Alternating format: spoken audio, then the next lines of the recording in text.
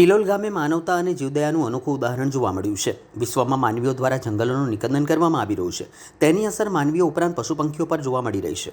આજે ઘણા પક્ષીઓ વિલુપ્ત થવાના આરે આવીને ઊભા છે, ત્યારે પશુ પક્ષીઓ માટે કંઈક કરી છૂટવાની ભાવનાથી સાવલી તાલુકાના પિલોલ ગામે આવેલ બળિયાદેવ મંદિર ખાતે જીવદયા અને પર્યાવરણ પ્રત્યેની અનોખી લાગણીનું ઉત્તમ ઉદાહરણ પૂરું પાડવામાં આવ્યું છે. મંદિર પરિસરમાં ચકલાઓ સહિત અન્ય પક્ષીઓ માટે સુંદર રોટલો ચબૂતરો બનાવવામાં આવ્યો, જ્યાં દરરોજ નિયમિત રીતે દાણા અને પાણીની વ્યવસ્થા કરવામાં આવે છે. આ ઉમદા કાર્યથી પક્ષીઓને સુરક્ષિત આશરો અને ખોરાક મળી રહે છે, જે સમગ્ર ગામ માટે ગૌરવની બાબત બની છે. આ સેવાકીય કાર્યક્રમમાં ભરતભાઈનું વિશેષ યોગદાન રહ્યું છે. તેમણે ચકલાઓ માટે સુંદર રોટલો બનાવી જીવદયા અને પ્રકૃતિ પ્રત્યેની સંવેદનાનું ઉત્તમ ઉદાહરણ પૂરું પાડ્યું છે.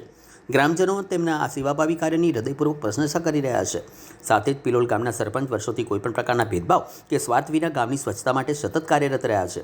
આજે પણ તેઓ સ્વયં ગામની સાફ સફાઈમાં જોડાઈ સેવા આપી રહ્યા છે. તેમની આ નિસ્વાર્થ સેવા ભાવના ગામ માટે પ્રેરણારૂપ બની છે. પિલોલ ગામમાં જીવદયા, સ્વચ્છતા અને સમાજ સેવાના આવા કાર્યો અન્ય ગામો માટે પણ પ્રેરણાદાયી બની રહ્યા છે.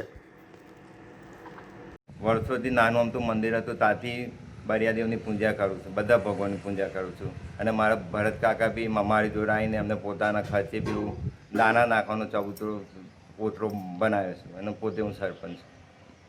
કેટલા ટાઈમથી? ઘણા વર્ષોથી નાનું અમતું મંદિર હતું ત્યાંથી.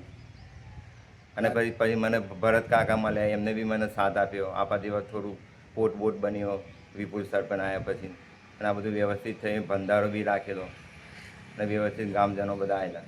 આપનું શુભ નામ? શુભ નામ કાંતિભાઈ ફુલાભાઈ વસાવા, બોલો. સરપંચ.